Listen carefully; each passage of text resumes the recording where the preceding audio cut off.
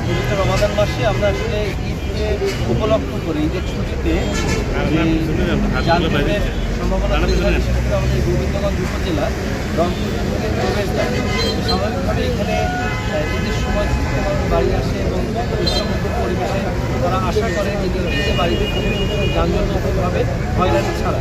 তার এই পরিস্থিতিতে আজকে আমাদের বিভিন্ন জেলার সম্মানিত জেলা প্রশাসক মহোদয় এসেছিল, আমাদের গোবিন্দগঞ্জ উপজেলার অফিসার আছেন এবং আইন শৃঙ্খলা বাহিনীর দায়িত্ব আছেন এবং আমাদের বাংলাদেশ জাতীয় উপজেলা এবং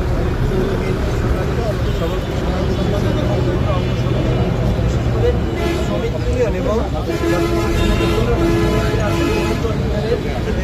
চেয়ারম্যান কিন্তু আছেন এখানে দায়িত্বশীল আজকে সবাইকে নিয়ে আমরা এখানে নির্ধারণ করছি। একটা হলো যে এখানে পরিচালিত যে এখানে আমাদের ওভারপাসটা সরঞ্জামাদি যাতে রাস্তাগুলো না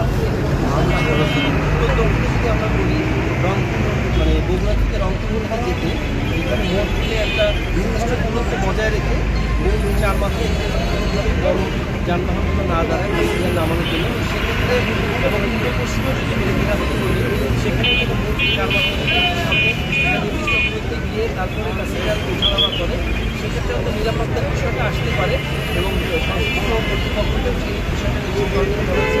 তখন আমরা ধরো তারিখে এই জিনিসটাকে করবো ইনশাল্লাহ।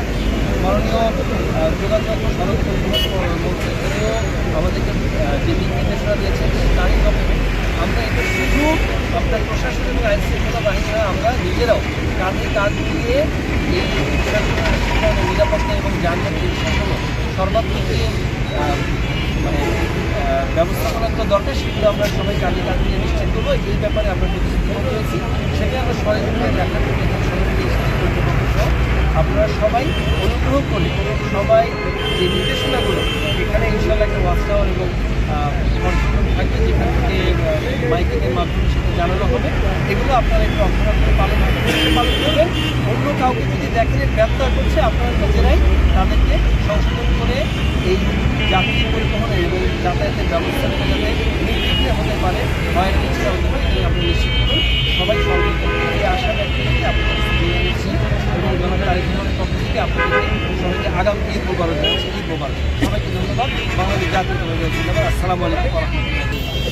সামনে পবিত্র ঈদ উল ফিতর, আমাদের মাননীয় প্রধানমন্ত্রীর সুস্পষ্ট নির্দেশনা হচ্ছে এই ঈদ যাত্রীদের কোনো প্রকার যেন ভোগান্তি না হয়, কোনো জায়গায় যেন কোনো প্রকার যানজট না হয়, এটিকে সর্বোচ্চ গুরুত্বের সাথে এনশিওর করা।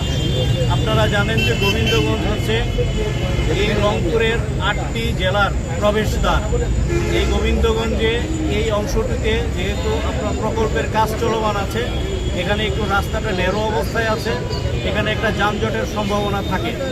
আমরা সকল স্টেক হোল্ডারদের সাথে কথা বলেছি, আমাদের মাননীয় এমপি মহোদয় রয়েছেন এখানে।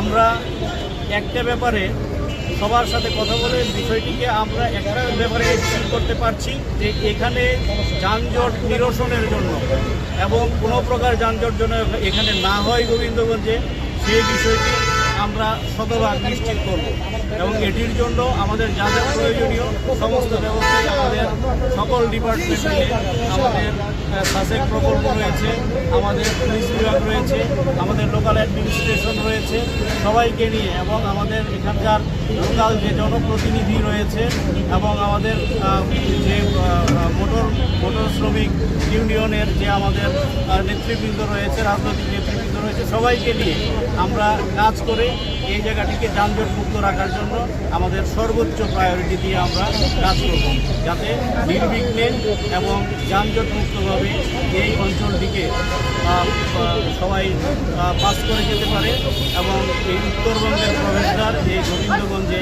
আমরা যানজট মুক্ত একটি সুন্দর পরিবেশ যেন ঈদের মধ্যে বজায় থাকে, সে বিষয়ে আমাদের সকল ধরনের পদক্ষেপ থাকবে।